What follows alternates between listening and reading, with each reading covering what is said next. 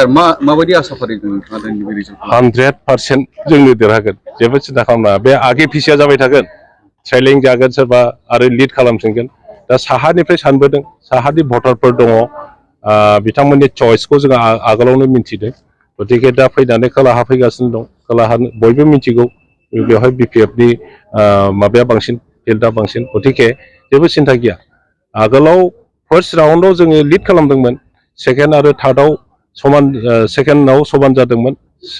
third आरो फर्थआव बिथांमोनहा lead खालामदों जेबो प्रब्लेम गैया फिफ्थ आरो 6, 7, 8 राउन्डआव इकुवेल जाफिनगोन बेनि उनाव जों लिड खालामगोन माबायदि भट मोनगोन नैबे सिडनी समष्टिनिफ्राय सार सिडनी समष्टियाव जों देरहागोन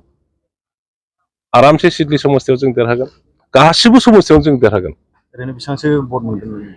एक्जेक्ट बेखौथ' बुंनो हाया खिन्थु मोजां मार्जिन लानानै जों देरहागोन दरं उदालगुरियाव बिजेपि दला लिड लागासिनो दं होननानै जों खोनानो मोनदों दरं उदालगुरियाव बिजेपिआ लिड लागासिनो दं बेखौ जोंबो मिथिदों दा फाइनाल काउन्टिंआ जोबथोंसै गतिके रिजाल्टखौ मोनगोन